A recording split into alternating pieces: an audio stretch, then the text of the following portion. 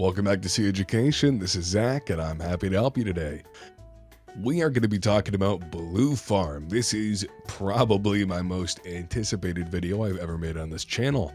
Everybody has asked me for the Blue Farm video, and honestly, it's a lot bigger of a project than you would think. It is the most played deck in our entire format, and there are so many words that one could put onto paper talking about it. But regardless of that, hello! If you're new here, which I hope you are, welcome. This is cEDH, a educational video series that I've created here on Warpstar Games talking about cEDH. We're testing out this new format here, where it's me talking to you directly with a lot less editing because frankly, I can't edit the videos. I don't have the time and it hurts my hands because I have CRPS. So, if this new format is something we could iron out and make a lot better, that would work so much greater for me, and I could get these out so much faster rather than one every 2 months as opposed to, what we're doing, which hopefully could be twice a week at this rate, and that would make me very happy. But regardless, we have an overwhelming amount of stuff to talk about today, so please stick with me, give me 30 minutes to 45 minutes of your time, and I promise you'll have a great understanding of Blue Farm by the end of it. This isn't going to be a super competitive deep dive, but it is going to give you enough of an understanding that if you're in a pod with a Blue Farm player or playing as Blue Farm, you might know what's going on a lot more than you did before. So let's go ahead and dive into it. We're going to start with what Blue Farm actually is. So if you go to EDH Top 16, quality resource by the way, highly recommend going on EDH Top 16 and scrolling through all the different decks on here. You'll see that Blue Farm, Crom, Ludwig's Opus, and Timna the Weaver is literally the #1 deck in our format. You can change the time period to a year. You could change the time period to all time. You could change the time period to 1 month.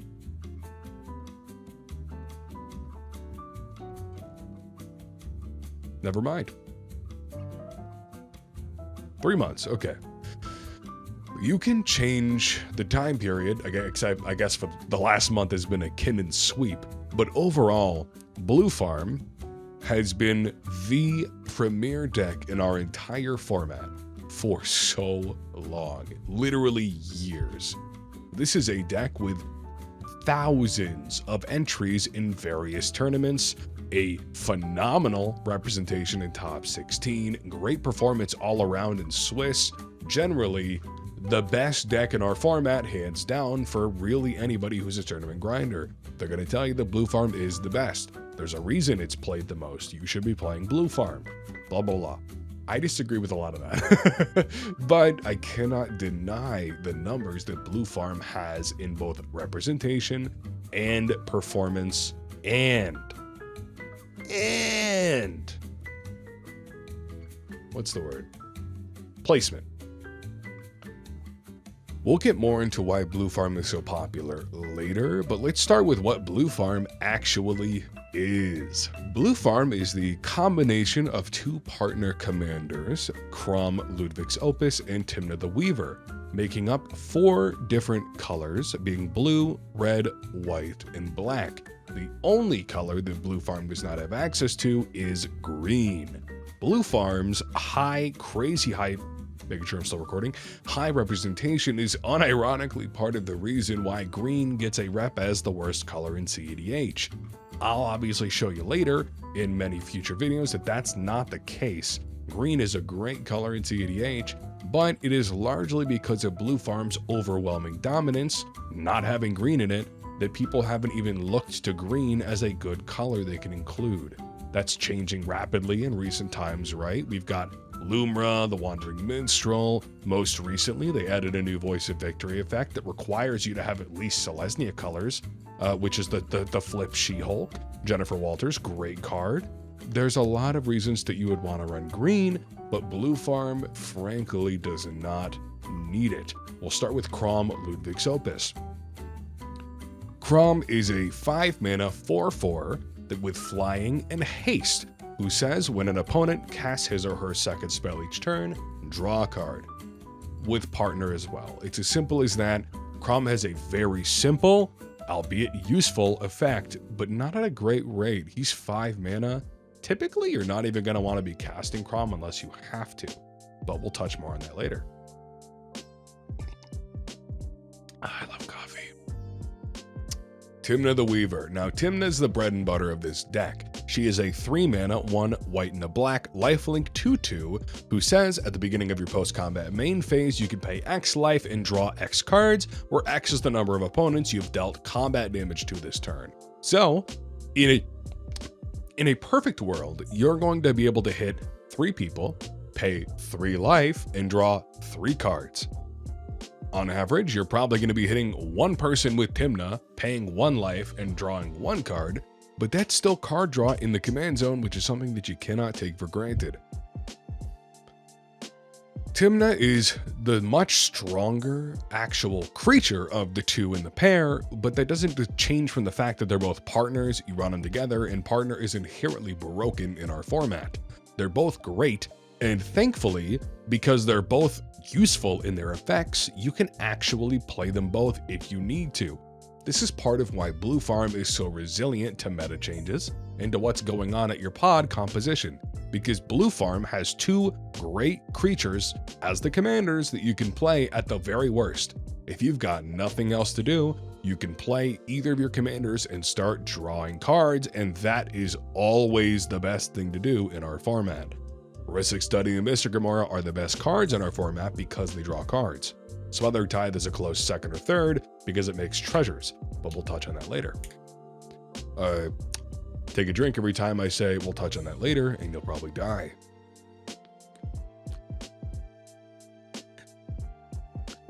Sorry, I turn off the AC in here when I'm recording, and it is so fucking hot. Oh my god, this heat wave. Hope you're all staying safe. But we've touched on what Blue Farm is from the outside, right? What the commanders are, what its colors make up. But let's talk about what the deck actually contains. What are the archetypes? What cards would you see in a Blue Farm list? Well, that's hard.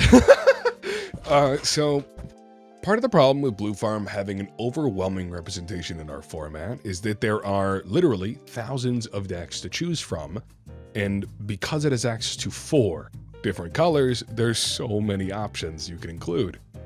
I grabbed 3 first place decks, and all of them are drastically different from each other, which is kind of really interesting to think about.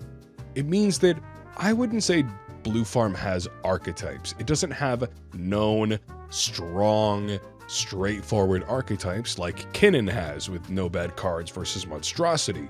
Blue Farm is a cesspool of multiple different archetypes all bleeding and melting together to form a coherent deck.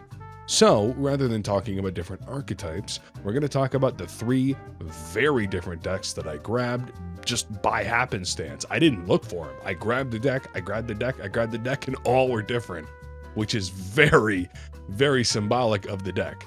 So, let's talk about them. This is Bennett's list from the Mana Masters Red Bull Spring 2026 Invitational. They got first with a record of 203. For the record, getting ties in cEDH is a good thing for the most part, so this fella got first place in a massive tournament, getting 3 ties on the record. Kind of crazy, right?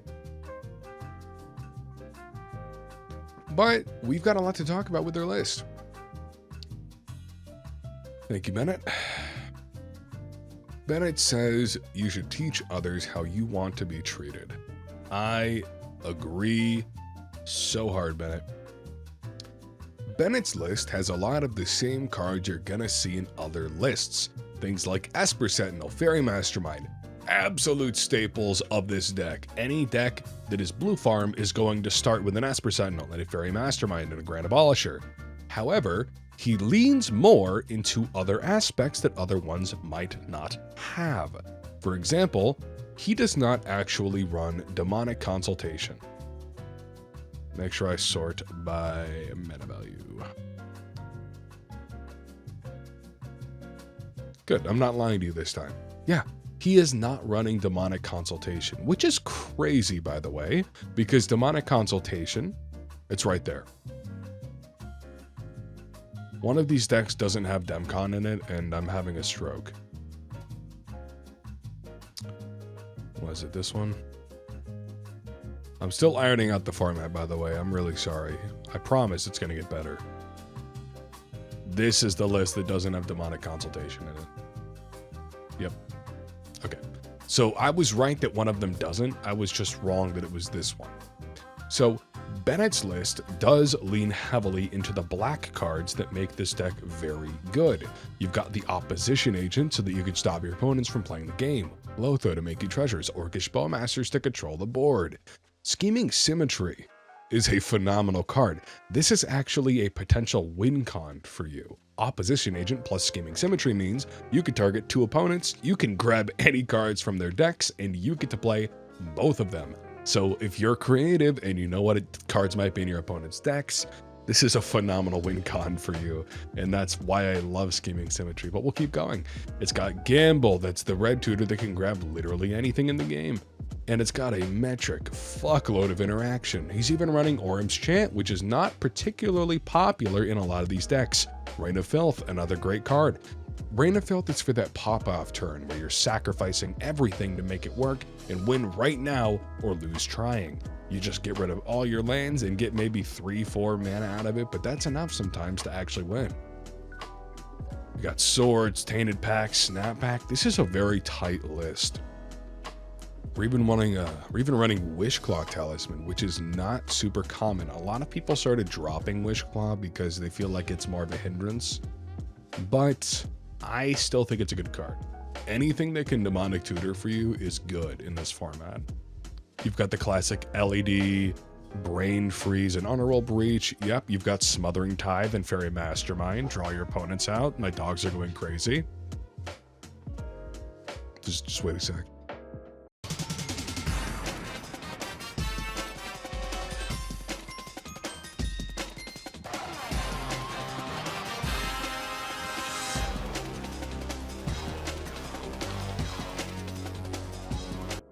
Okay, cool. Don't stop working. This list, I want you to memorize this list and look at it in the description. This is probably the closest thing to a generic blue farm list you can find. It's got all the staples you're going to find in every other blue farm list, and it doesn't have anything particularly out of the ordinary. I mean, the weirdest card in this fella's list is literally just Wishclaw Talisman, and that's because some people don't run it. And Orm's Chant, because some people don't run it. Every other card in this deck is a tried and tested true staple of our format in the decks that can run those colors. And it's very interesting to see that nothing is out of the ordinary here. There's literally not a single card in this entire list that I consider questionable or even unique. They're all staples of our format. You're going to be winning through a Brain Freeze, LED, and Honorable Breach loop, or you've got Fairy Mastermind as well, which with Smothering Tithe can draw out your opponents, making almost infinite treasures along the way. It's very interesting to see what you can do with a blue farm list because it's just consistent. You've got draw, constantly drawing cards. You're constantly making mana. You're constantly tutoring into your own deck, and you have ways to get your stuff back if people fuck you over. Plus, Memnotic Betrayal, which is a card a lot of people sleep on, is a winning game in itself. You play Memnotic Betrayal in a late game cEDH game, whether there's 10 minutes left on the clock or whatever, and you're probably winning that game. It's hard to find stuff to say about this list because it's just so standard. There's nothing weird here at all. It is a good, strong list, and this is your generic list. However, I do have another list. This is Aaron Joseph. He got first at the side quest, which was a cEDH redemption event. It was a big tournament as well. And this deck, if you couldn't tell immediately from the very first thing you see here, was a lot different. Tezzeret Cruel Captain, what the hell are we looking at here? I already had the deck open, but it's fine. Tezzeret Cruel Captain is a planeswalker that I am very fond of, but I don't know why it's in this deck. We're gonna have to take a look, right? We've even got Memnite. Just immediately at a first glance, this list is so much different, and it has the same two commanders, right? The same general game plan, and you've got the same staples. You've got your Esper Sentinel, your Mockingbird, your Ragavan, your Fairy Mastermind and Grand Abolisher, Hexing Squelcher. The same staples in every blue farm list, but already so different, right? And if we keep going down, we're going to see more that's different here. Strike It Rich. It was not in the other deck, but it's right here. Did he have Rite of Flame? He did have Rite of Flame, but he did not have Strike It Rich. See? Differences already. We go down to the instance, and there's an amount of consultation. Rain of Filth, Silence, yep. Oh, Into the Floodmaw. This other deck did not have... It did. See, this is part of the problem, right? They're all very similar decks. It's hard to find stuff to say, but... we go to our artifacts, and Vexing Bauble's here. Vexing Bauble was not in the other deck. I know that. We have Grinding Station as a backup for your Underworld Breach. We got Jeweled Amulet. So this is a much more artifact-heavy deck. Granted, it's only like a difference of 5-6 cards, but in cEDH, that is a big difference, right? Your average cEDH deck is going to start with the same package of cards in every single deck, for the most part, which is all of your Lotuses, all of your Moxen, any of those things are auto-includes. Your deck starts with like 90 cards available for slots because you're already putting so many in when you first make the deck. You don't even start with lands in a cEDH deck, ironically enough. You start with the artifacts and your commanders, and you go from there. So this deck is a lot more artifact heavy, and you're going to be using your Tezzeret Cruel Captain to search your library for a 1-mana artifact. What could that be? Well, that would be your Vexing Bauble, your Soul Ring, your Mana Vault. That's it. Want a mana value 1 or less. Okay, you can also grab your LED. So this list is going to be leaning extremely hard into your Underworld Breach line. I'll be demonstrating the combos later for all these decks, don't you worry. We're just doing a deck overview for deck archetypes, right? You're leaning heavily into the artifacts. It's why you're playing Memnite. You get the Tezzeret down, you slap down a Memnite, bam.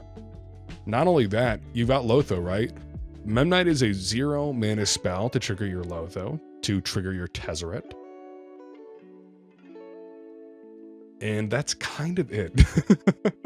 It gets your storm count up if you need extra storm for brain freeze and stuff. Memnite's a generically useful card as a 0-mana artifact creature. I've actually seen it in a few different lists. Urza lists all run it, but that's different, right? Those are artifact decks. This is blue farm. So the fact that this guy is leaning heavily into the artifacts is very interesting to see.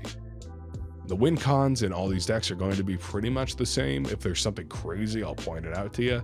But you're going to be playing Thassa's Oracle, and then Demonic Consultation, or drawing out your opponents with Fairy Mastermind, at the very worst.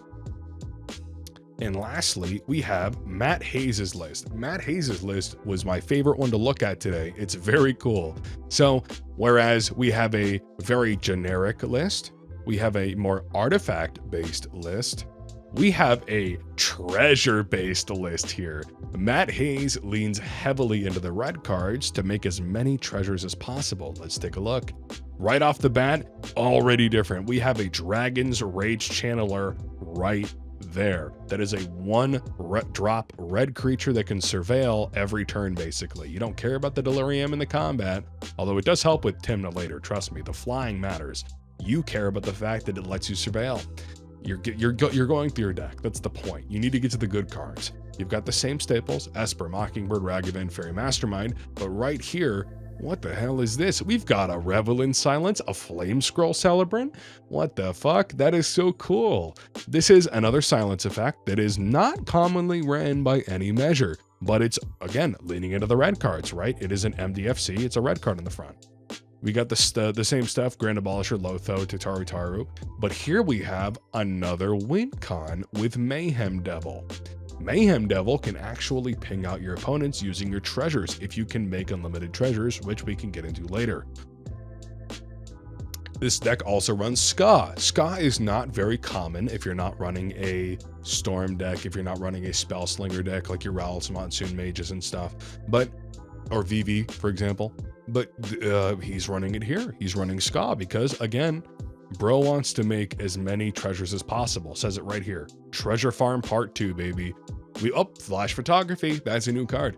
Flash Photography is becoming a very popular card right now in our format, and take a wild guess, it's because it copies things. It copies your Smothering Tide, your Rhystic Study, your Mystic Remora. It does everything you need, but let's go down to the instance. We've got an Orm's Chant here. Silence, yep. All the standard stuff you'll see in every single list. Great arts, by the way. Phenomenal choice here. Running both Intuition and Gifts. And then Permission Denied. What the fuck? Dude, I love this list. I'm obsessed with this list. He has such unique things in here. Permission Denied is a better Dovin's Veto, because you counter something and then it silences them afterwards. So that actually could win you the game right there. Oh, also, think about it. You've got an opponent who's trying to storm off. You go, all right, cool. Permission Denied. If we can resolve this, you're getting silence too, and it only costs me 1 card. Very cool. It's not a full silence, right? They can do creatures, but most decks are 98% non-creatures in our format, so it's fine. Trick Bind? Oh, I love Trick Bind. Dude, I love this list. You've got the standard normal stuff, Force of Negation, Flare of Duplication, Final Fortune, whatever, right? But there's cool stuff like Permission Denied, Trick Bind. Oh, Ska, dude. I'm obsessed with this list. I might actually play this list. Bro is treasure farming to the max right now. Yep. Okay, so whereas most people would want to copy their Rhystic Studies, that's not what this deck does. This deck wants to copy its Smothering Tithes, because if you can get 1 copy Enchantment or Mirror Maid, making a second Smothering Tithe, Fairy Mastermind will draw out your opponent and make, theoretically, infinite treasures as well. The cool part is, if you can get 3 Smothering Tithes, you're really cooking. You're making so many treasures, and that's where the Mayhem Devil comes into play. This deck has another win condition that the other 2 don't have. Mayhem Devil's a big deal. Not only does it let you ping out your opponents, you can easily kill threats on the board by sacking some treasures. Sack 3 treasures, bam, 3 on the stack. 3 damage to go wherever you'd like. It's very good. A lot of people don't run it because it's a black and a red pip. That's not exactly easy to do on a moment's notice. Plus the 1 extra generic mana, but still, very cool card. You could tell I love this fucking list, dude. This is so cool. A lot of the same generic stuff, but very unique choices here that are really fun to see. So now that we've explored 3 different decks that play very differently, but are the same deck at their very core, let's try some test hands. Let's go ahead and back to the generic Blue Farm list, and we'll try the test hands here. Eldrazi.dev, phenomenal program, by the way. Highly recommend. Hang at the Crossroads, Crom Timna, so another fucking Blue Farm list. Yep. Dahada. We're 3rd. We need to find something to do early. We could get the turn 2 Smothering Tithe. We have an Orm's Chant to save the game if we need it. We have Wish Claw as a backup. We have a Thoracle in hand already. But we are 3rd.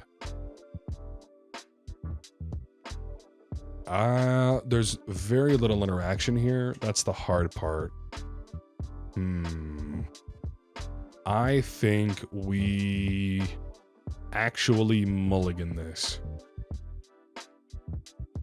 Hexing Squelcher, very good. We're in a highly blue pod here, so this is very useful. Voice of Victory, Silence. 1 land, no extra mana. No way, we can't keep this. This is way too slow. So we're going down to 6. We have a 2 mana land here. No artifacts at all, but we do have the Simian Spirit Guide. Do we want to go down to 5? We have Demonic Tutor. We have a Flusterstorm. I'm going to 5. What the fuck are we doing, guys? Damn, I should have kept the first hand. What the hell? I'm not going down to 4. We'll put Demonic Consultation to the bottom of the library. And we'll put Brain Freeze to the bottom of the library. And we'll keep a 3-land hand. We'll go to turn 1. We're going to grab an Arid Mesa. Does this deck have a Surveil land in it?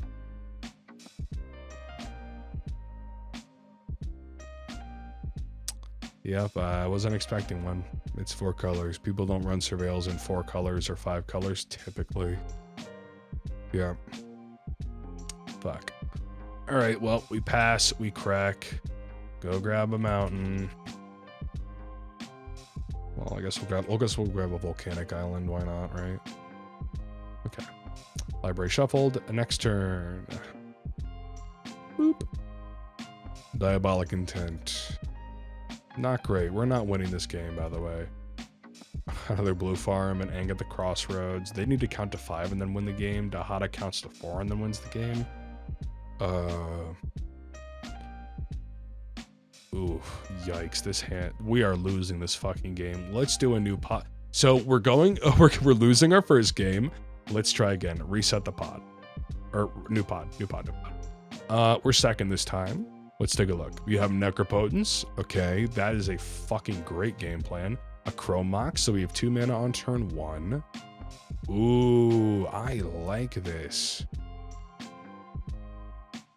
I like this. We can get the black mana. We can hold the OBM. Ooh, okay. Let's keep this. So we'll keep this hand. We'll keep the first 7. We'll go to first turn, draw. Ooh, great draw. Okay, so we're going to play the Polluted Delta. We're going to crack it. Oop, lose a life. We will go get a swamp. Grab our Underground Sea or Badlands or Underground Sea. Let's grab Badlands. I like that idea. We will play the Chromox. We will pitch Orm's Chant to it so it makes white. We're going to pass around, and then now we have the OBM to threaten. If somebody plays a Ragavan, if somebody plays a Lotho, we just go bam, bam, it's dead, fuck you. And so we'd go ahead with that. Perfect. Next turn, play the Tundra. Easy clap. We tap for 3, we play Tymna, and now we have not only the OBM, but we also have an extra token, which is the Orc. The Orc army. So now, realistically, we could hit 2 people with these.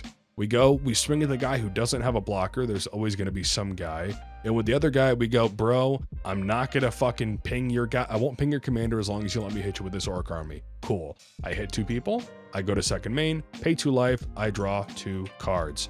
Now we are cooking. We're playing the game. We have an OBM to threaten the board. We've paid 2 and drawn 2, so we're already getting some card advantage. And if we can get the extra black mana, we're pretty close to playing Necropotence. This is a great start, and I'm excited to play this game out.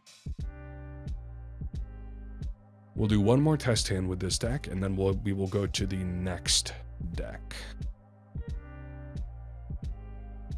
We have an Onowara for interaction, Forbidden Orchard for all our mana, Fellwar Stone, a Gemstone. Are we first? No, we're 4th seat. Yuck. Okay. I'm tempted to keep this because of the Gemstone in 4th seat. We need something to do. So remember, if you're in 4th seat in any cEDH pod, your goal is probably to tie the game. Get a draw. Do not win, because you can win in 4th seed. Don't get it twisted, but the overwhelming loss rate of 4th seed is palpable. If you can get a draw, it's much better for you. So we have the turn 2 the turn 1 Fellwar Stone. We need to get a Mystic or more.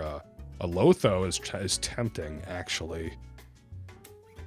A Redirect Lightning.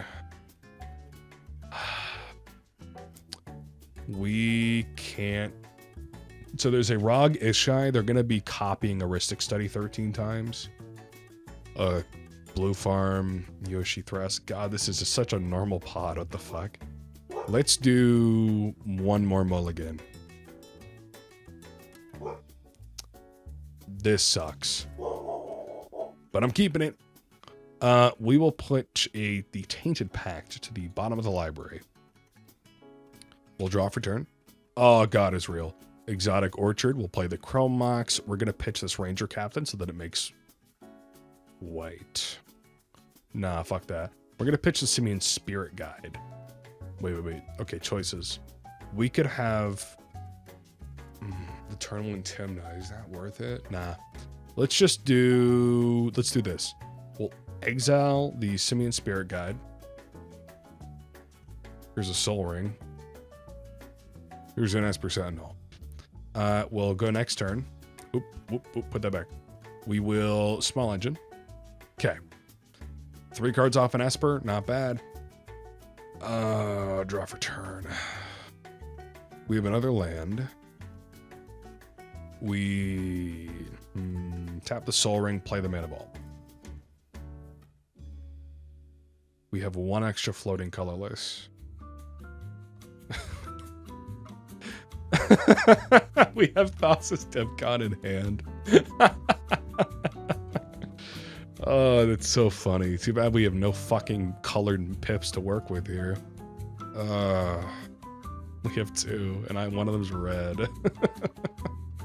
It's so close to excellence. Floating colorless. Let's play the Ranger Captain. We can go grab a 1-drop.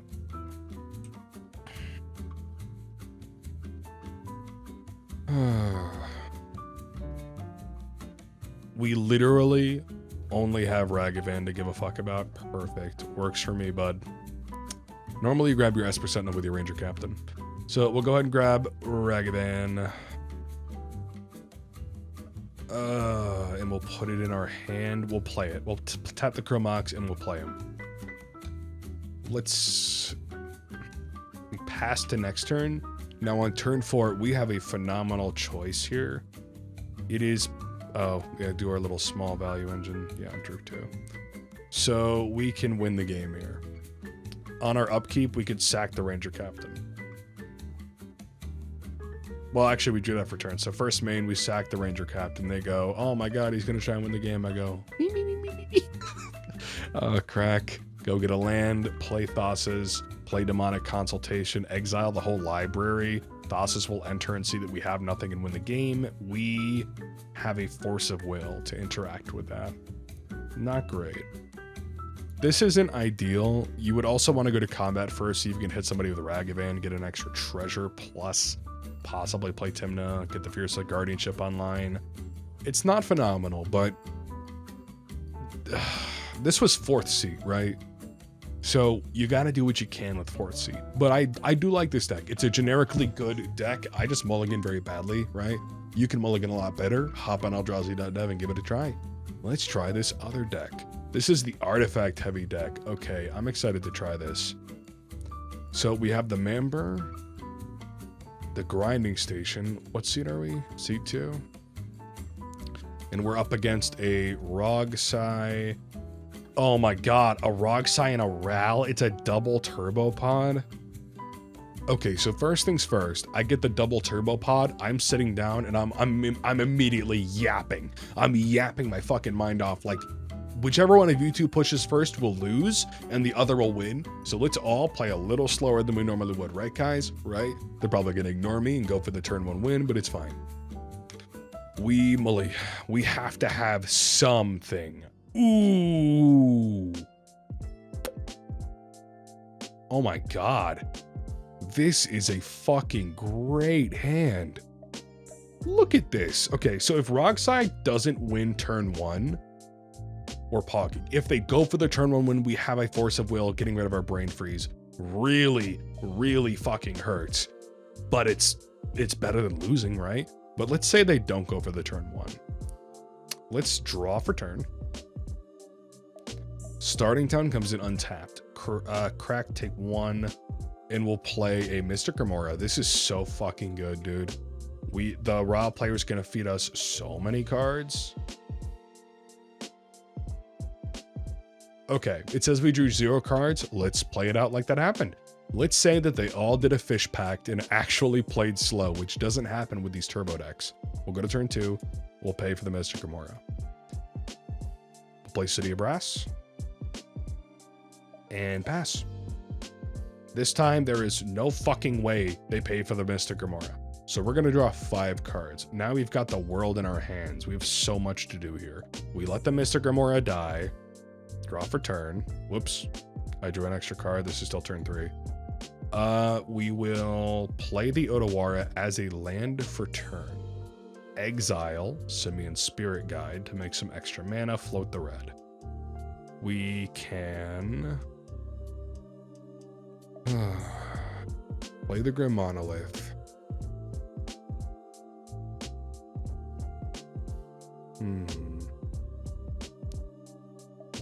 We could also just get Timna down, right?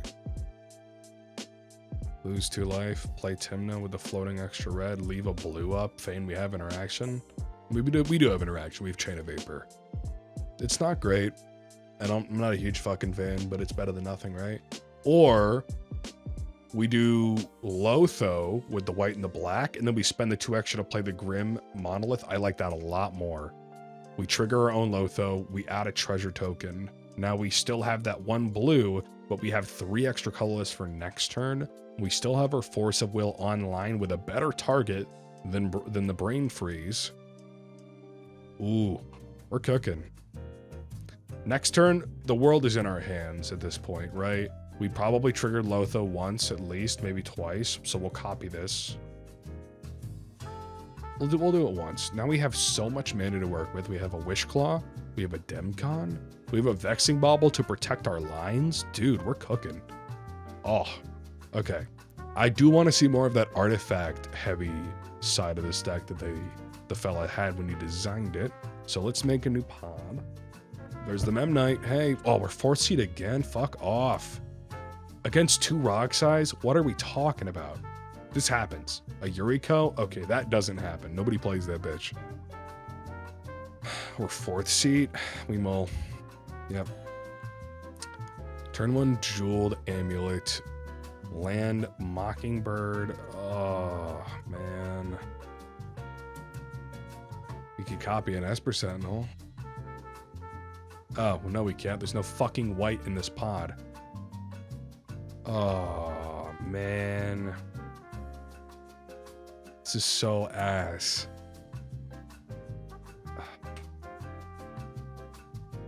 Turn 1. Oh, we're losing this game. Okay. So, a sad part about cEDH you'll have to accept is that sometimes you get put in a pod where you're not winning that fucking game. The best thing you could do is draw, and you'll push for that draw, but you can't win every game. It's impossible. I showed you a guy's deck earlier, the previous deck. He got 1st place at a fucking massive tournament, going 2 wins and 3 draws. Draws are a good outcome, and we're 4th seed in a double turbo pod. With nothing to fucking do, we're pushing for the draw. So we need a hand with as much interaction as possible. This is not pushing for a draw. I'm keeping this shit. Bottom. We draw for turn. Let's say we didn't lose turn 1. Ooh, riveting. I'm just Vexing Bauble. Rip it. Grip it and rip it right off the fucking rip. I have nothing else to do. I'm trying to gum up this game so that we can get a draw. I'm playing the fucking Vexing Bauble. Next turn. I play Mox Amber. It gets countered by my Vexing Bauble. Fuck. Oh, yeah, we're losing this game, buddy. Oh, we're losing this game. Yeah. No, yeah, we're done. We're done. This is a lost game. Let's try one more. We are 2nd seat. Rocco 1st. Talion, Winona. Okay. Don't sleep on Talion, by the way. I've got a friend, IRL, who's been cooking a Talion deck. Pretty good. Might have to make a Talion video someday. Not a fan of this hand, though. We're 2nd seat with a gemstone. It feels fucking good, man. That's a dark art, right? That's a culling the week. Oh. Okay. 4 lands in hand. Feels bad, though. We could exile. Okay, so we'll do the pregame. Exiling this Underground Sea. Nope. Exotic Orchard. Goodbye. We draw for turn 1. We play the Underground Sea.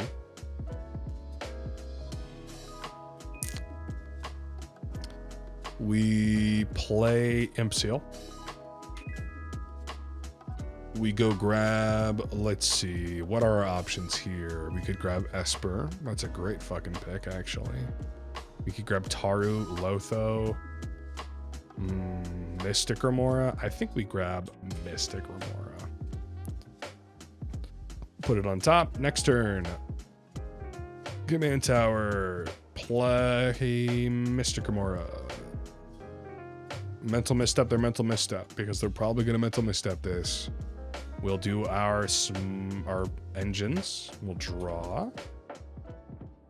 Now we play this. Choose a creature type. This is Cavern of Souls. I guess we'll name human. We'll play an uncounterable Timna.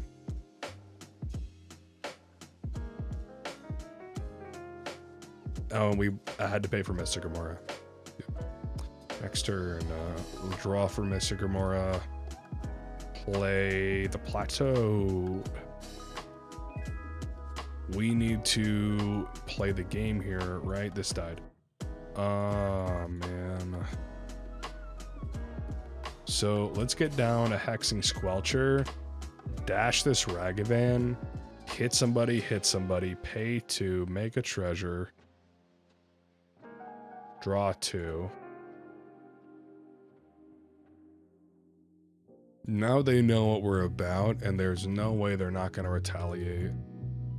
We fierce something. We have an uncounterable fierce. The Rhystic Study. Oh, man. I'm a monkey. I didn't even see the Rhystic Study. All right, so as you can tell, I'm a bad player. No, it's... You can be really cool, calm, and collected when you're just behind a computer screen talking about decks and stuff, but when you get on camera with no script and start just doing it manually, right out of your head. So, okay. Not a huge fan of this list, but he won a lot of money with it, so good for him.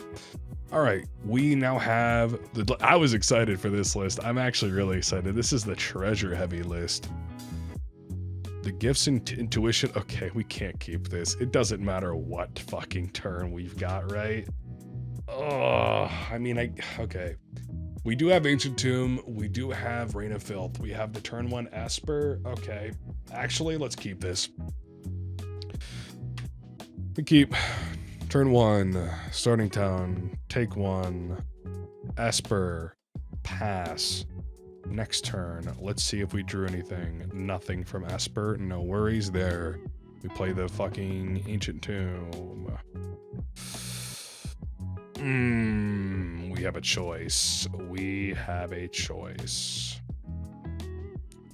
I think we wait until literally the last person before us and we go bam, bam, take 3 damage. Intuition? If they somehow let it fucking resolve. We already have LED in hand. Underworld Breach. Savine's Reclamation. Lotus Petal. Or actually Brain. I'm a monkey. Brain Freeze. So now it doesn't matter which of these they give us. They get to give us 1. But we have Savine's in the yard so that we can play Underworld Breach later. In all reality, they're going to give us the Brain Freeze. So this goes to grave, this goes to grave. Next turn. Well, don't sound like the present, right? So let's go ahead, play the Flooded Strand. We'll crack it. Go get ourselves a Tundra. We take 1 for that. We'll play this Lion's Eye Diamond. No way they let that resolve, but I don't really have... It's hard to demonstrate counteraction from opponents and stuff. We'll play the LED. At this point, they know we basically have the win secured if they don't stop us. So we'll tap this, take a damage. We'll play Rain of Filth. Sack this for 1 black with the Rain of Filth. Tap this, I'll take 2 damage from Ancient Tomb and we'll sack it, making a red. Yep. And we will leave the Tundra for now. Actually, we can't. Well, we can. So white, and then sack it. We need to flashback that Savines. Savines, if you don't know, we take a look here. It is 4 and a white to flashback it, to cast it and copy it. So what we would do here, this on so we would, before we do that, we have all our mana. Let's crack the LED and add 3 blue. Actually, we'll add 3 red.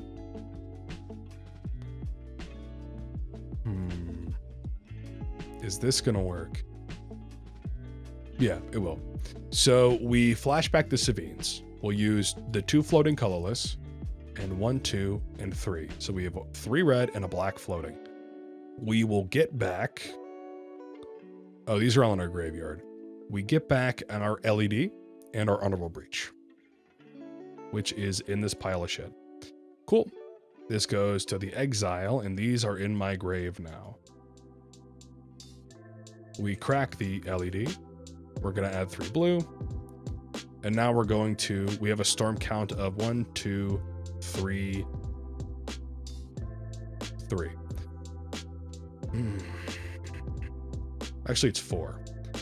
We are going to escape that brain freeze for the blue and a red, exiling this land, and this land, targeting ourselves. And now we are going to mill 1, 2, 3, 1, 2, 3, 1, 2, 3, 1, 2, 3, 1, 2, 3. These are all in our graveyard and we have access to them. At this point, the game is pretty much ours. If they want to try and stop us, we do have a little interaction. We dispel. We've got this one, permission denied. I gotta put this thing in a deck, dude. Counter a non-creature spell, and then you silence them with their non-creatures. So sick. Oh, this deck is cool. But yeah. So that we just presented a win here. Granted, we don't know if they're going to interact, right? That's part of the problem. You just don't know. Let's do a new pod. 2 lands, an REB for interaction, a force of negation, but only Memnotic Betrayal to pitch it to. The Diabolic Intent and Savines in hand. I don't like this. We're second. There's an Atali seat one. We need to mull. I like the D SWAT. We do get to have the gemstone. Let's keep it. We'll keep this. We will gemstone as a pregame. We will exile this City of Traitors for that. Turn 1. Yet again, the turn 1 Esper. We love to see it. Here's an Exotic Orchard as well. We will go to next turn. Let's see about that Esper. We drew 2. Poggers. Here's a Volcanic Island. We'll copy something useful on the board with Mockingbird. Nah, we play Tymna. We play Tymna. If somebody doesn't have a blocker, we hit them with Esper. Pay 1. Draw 1. Next turn. Nice. Underground City. We don't have a lot to do, but that's fine. This is a perfect representation of what Blue Farm is good at. We have a lot of interaction, so even though we don't have a super proactive game plan, we're drawing cards, we're hitting people, we're drawing more cards, and if I really wanted to, I could play Crom for some fucking reason. If you're playing Crom, it's a really slow game and you're really fucking desperate. In reality, you don't want to play Crom most of the time, but you're going to want to play Tymna almost every game if you can. I hope that these tests, the test hands and stuff, have been really helpful for demonstrating what Blue Farm is good at. At every point, even when I had a bad hand for the pod, I had a hand that could do something most of the time, because even with the very worst hands, if you can play Tymna, you can draw a couple extra cards, and that is always good. You've got 2 partner commanders that give you 4 colors, and they both do something. Rogsai has Silas Wren as the second partner, and he literally just makes your deck worse. He's only there for the color identity, but the text on him might as well be flavor text. But these 2 partners, the only 2 that actually have a use in the command zone, both of them equally having a use. They don't have a win con in the command zone like some decks do, but they have the ability to draw cards, and that wins games. But I would like to demonstrate a win in this deck. You just saw me do the Brain Freeze loop, right? Let me demonstrate what a Fairy Mastermind loop is. It'll just take me a second. Editing Zach will speed this up.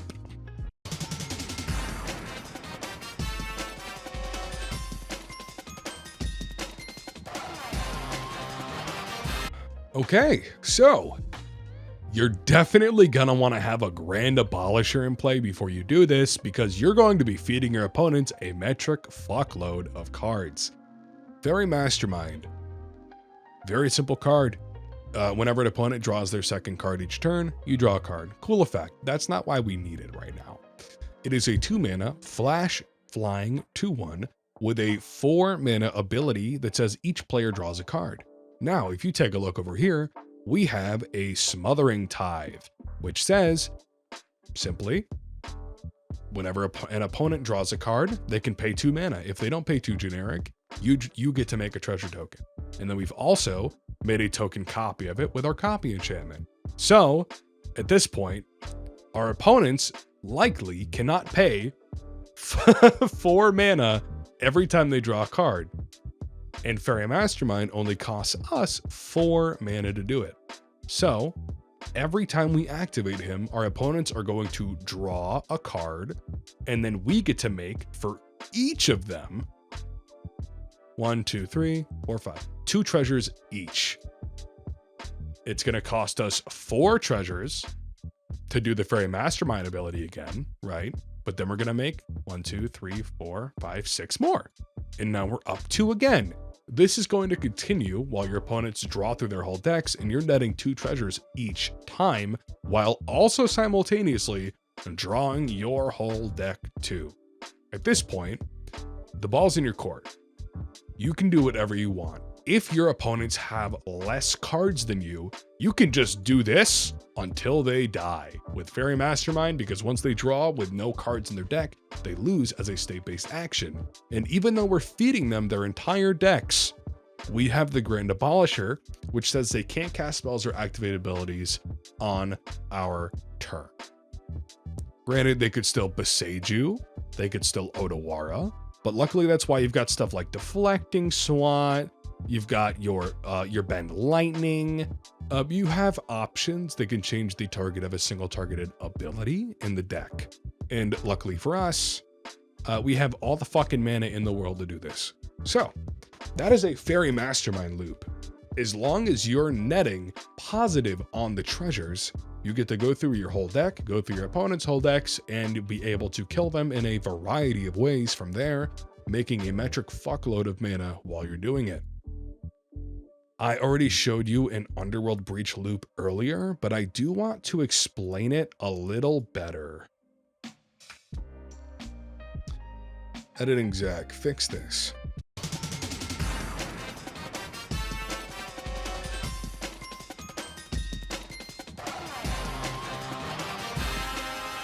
Okay. This is what an Underworld Breach loop is. So Underworld Breach is a 1 in a red enchantment that reads, very simply, each non-land card in your graveyard has Escape. Escape means you can cast it from the graveyard if you can pay its mana cost plus its escape cost. And it doesn't exile it, it just goes right back to the grave. The escape cost for Underworld Breach is exiling 3 other cards from your graveyard.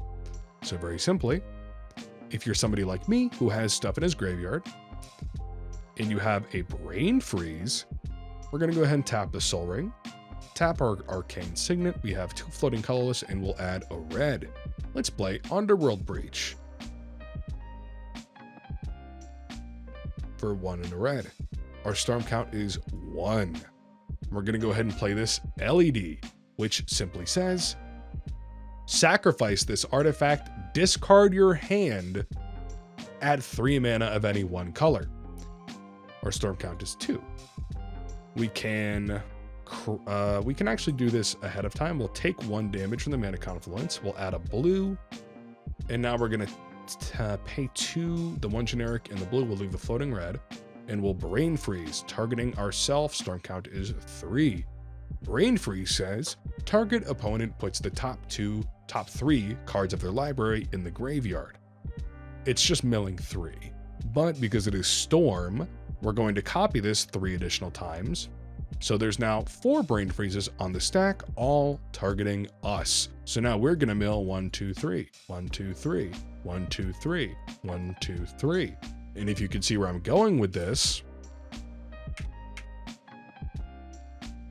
we now have access to mana that we can get back.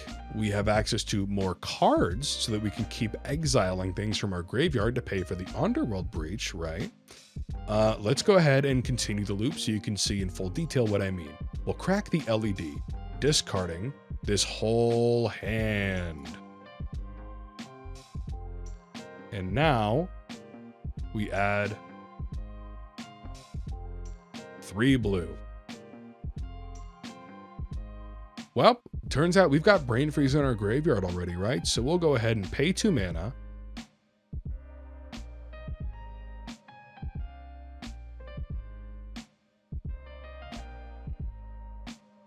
Oh, man. That's so fucking cool. I didn't realize they... Dude, Eldrazi.dev is one of my favorite fucking tools of all time, dude. Oh my... Oh, I'm obsessed. Dude, I've been utilizing Eldrazi.dev since like the first month it's been open, and they are just constantly adding new stuff. The crack LED and Brain Freeze buttons that are there, they were not there when I first started playing. What the fucking scallop? That's so cool. Anyways, we cast the Brain Freeze from the graveyard. We will exile... My bad, I should have exiled 3 things as part of it. Here's a Tainted Pact, here's a Born Upon a Wind, here's an Arid Mesa. Just exile them. Goodbye, back to the lobby. And we paid our 2 blue so that we Brain Freeze targeting ourselves. I'm going to cast that LED. For 0 mana and exile any 3 random fuck-ass cards from my graveyard. And now we'll crack it. Add 3 blue again. And we'll cast that Brain Freeze again, exiling any 3 fuck-ass cards in my graveyard and paying 2 mana. Now we'll target ourselves. Our storm count is 6 now, so we'll cast it with a storm count of 6. Bam. Most of our fucking graveyard is full. So now, if you see where I'm going with this, we're going to keep doing this until we have most of our library in the graveyard, right? Storm count 7. So we've got 6 cards left in our library. That's probably fine. You only need to be wary of stuff like this because if somebody has like a Fairy Mastermind or they can gift you a card, they can make you draw and lose the game. But we have access to, theoretically, our entire fucking deck in the graveyard and all the mana in the world. All the mana in the world to do with it. At this point, our storm count is high enough and we have enough mana and resources that we can just mill out our opponents by casting the Brain Freeze and targeting them. It's target player mills 3. So we now mill out our whole opponents. We play the Fairy Mastermind that's in our graveyard. And now we make everybody draw 1 card. Because they don't have a library, they automatically lose the game. And that is how you win with an Underworld Breach loop. Very simple, and there's 1,900 varieties of Underworld Breach loop, including stuff like Grinding Stone that you can use too. But this is going to be the simplest one you're going to see in a normal blue farm deck. And, I mean, I guess I could demonstrate Thassa's Oracle Demonic Consultation. Oh my god, that's so funny. Is it not in this deck? Oh, right. Is this the deck that doesn't have... Oh, right. Oh my god, dude, I love this guy's deck. He doesn't actually run Thassa's Oracle. Oh, I'm in love with this deck. Oh. So I can't demonstrate in this deck. He doesn't actually run Thoracle, which is crazy, by the way. Almost every deck in our entire format runs Thoracle. But I could show you. Very simple. It's on... I cannot express this enough, but it's important that you understand the steps of this. For the purpose of this, let's just say I have the floating mana. I don't want to get the lands out. So the entire state of the game is pretty much irrelevant here. Let's just say that we feel it's a safe time to do this. We pay the 2 blue. We play a Thassa's Oracle. It says a billion fucking words. Oop. But we don't care about 90% of it. We care about this last line of text. If X is greater to or equal to the amount of cards in your library, you win the game. When this bitch enters, it's going to look at the top X of cards of your library, where X is your devotion to blue. Most of the time it's going to be 2, because you have 2 blue pips on Thassa's Oracle. That's what devotion is, the number of colored pips on your permanents on the board. For us, it'll be 2. So it enters, and now we get a trigger on the stack for Thassa's Oracle to check how many cards are in our library, because we're going to look at the top 2. But we respond. We hold priority on our own trigger, which you're allowed to do, and we spend that 1 black to play a Demonic Consultation. Demonic Consultation is an old card that people did not realize the power of when they designed it. You choose a card name, and you'll exile the top 6 cards of your library, and then you'll continue to exile from the top of your library until you get that 1 card and you put it in your hand. But what would happen if you named a card that wasn't in your deck? Well, you would exile your entire library. So you would play that Demonic Consultation. You would name a card like, I don't know, Game Over from Ninja Turtles, and oopsies, my entire deck is gone. Look, card not in deck. Goodbye. Goodbye, library. It's all gone. And now Thassa's ETBs, and we win the game. Simple as that. The important part is the sequencing. You need to declare verbally that you're holding priority on your Thassa's Oracle trigger, and then play the Demonic Consultation on top of it. Now, what can your opponents do about this? Oh, a metric fuckload of things. There's a billion ways to interact with this, but it's the simplest win condition that generically almost every deck in our format has if they have access to blue and black. For 3 mana, you win the game. Those are the standard combos you're going to find in a blue farm list. But let's talk matchups. We've been talking about the decks, doing test hands. We just did a combo demonstration. What about matchups? It's the most popular deck in the format. It's got to have a bad matchup somewhere, right? Well, it does.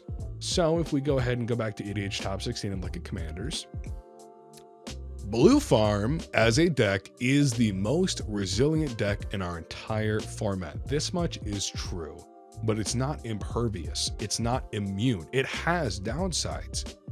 Blue Farm really needs Tymna to hit the board to start drawing cards, or they need a Lotho to make treasures. They need their engines on the board. So if they end up in a pod with a turbo deck, they can fold very fast. It does have a lot of interaction, but there are decks like Tivit who have more interaction, Marnius who have more interaction than an average Blue Farm deck will. So because of that, Blue Farm actually loses to decks like Rogsai pretty regularly, or Ral Monsoon Mage, or Atali, or Vivi, decks that are, or Magda for God's sake, decks that are just too fast for Blue Farm to have time to set up its engines and start farming. The power of Blue Farm is consistency every single game, but that doesn't make it impervious. It just means that it's not adherent to a lot of the restrictions you would have in a normal card game, where some games you just lose through no fault of your own. Blue Farm gets to circumvent that issue very easily by drawing so many cards every game. Blue Farm has a good matchup into Kinnan for the most part. Blue Farm has a good matchup into Rogthras, good matchup into Sisay. Dargo Tymna can actually fold Blue Farm in half because it can be very fast if they have the nuts in their hand.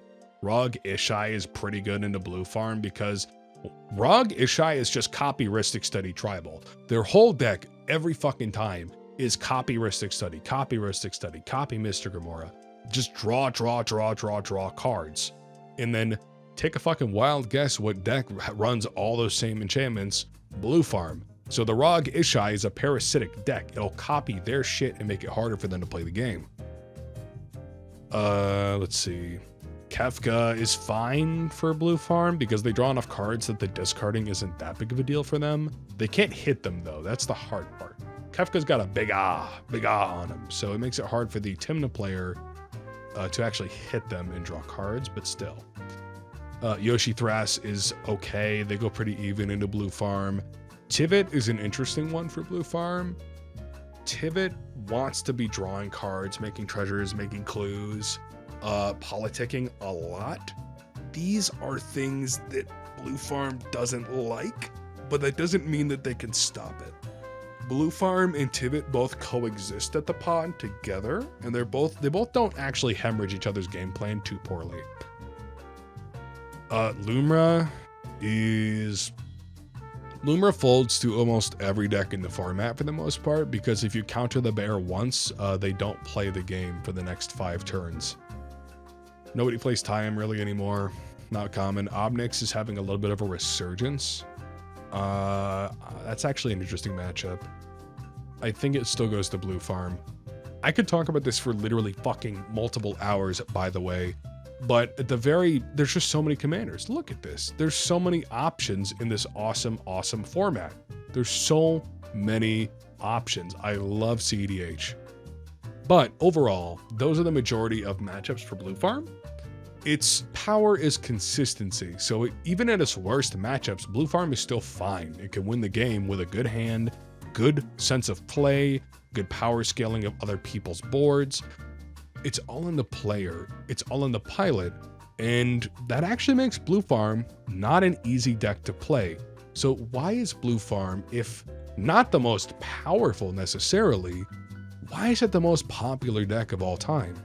Well, that's because of consistency and because of the community. You've probably seen this before. If you go to any thread with new people trying to play cEDH, and they're like, oh, what deck should I try? Blue farm. Everybody fucking says blue farm. They go, it's the best. Look up the statistics. It wins the most. It's the most played. It's got the highest conversion rate. So that means blue farm is a must play. Well, you do that fucking thing for 2 years and you wind up with blue farm having an overwhelming representation. But if you look, they're not all winning the game. Blue farm is the most played deck. That doesn't mean it wins the most. Look at how many of these fuckers aren't winning games at all. 1 win, draws, losses, losses, losses, losses. There's a lot of people here who are probably pretty good players. I know a few of them. These are good players, but they're not winning games because blue farm isn't the most powerful deck all the time. It's the most consistent. I'm never taking that away from the deck, but that doesn't mean it's the most powerful at a given time. Powers of decks fluctuate from pod to pod due to pod composition and the changes in the meta, new sets that are coming out, new cards getting introduced, new experimental pieces people are trying out. Decks, it's all changing constantly. But if you look at the stats, it's the most played, it's the most popular. That doesn't mean it's the most powerful. The most powerful deck at any given time, players, is whatever deck you are comfortable using. If you're comfortable with the deck and you're good at playing it, it's the most powerful deck for you at that time. So, don't play blue farm because somebody else says it's the most powerful or popular deck. Try all of these. Hop in Eldrazi.dev, take some test hands, see what feels good for you. Play some test games with some other new players. It's a lot of fun. cEDH is very fun to play. And just try a bunch of different things until you find a deck that you identify with, a deck that feels good to you, the deck that's fun. And once you find that deck, play that deck. Play your heart out. Experiment with it. Find your lines. Have fun. Make it your own. And that's what cEDH is all about. Don't go to blue farm because this chud says it's a great idea. Go to whatever deck works for you. And if that happens to be blue farm, then congrats. I'm happy for you. Play the decks you want to play and have fun doing it. But overall, I'm literally dripping with sweat, so I need to turn on the air conditioner, which means I need to stop recording. I hope this video has been sufficient for you, you folks, for cEDucation. Please let me know in the comments what I could do with this new format to make it better for you. Any ideas you might have, I would love to hear them. I read every single comment I've ever gotten. And let me know who to cover next, which deck to cover next, etc., or what else you'd like to see on Warpstar Games. This has been Zach. It has been an overwhelming pleasure to talk to you about Blue Farm today, and I hope you have a wonderful, phenomenal day. Thank you for watching.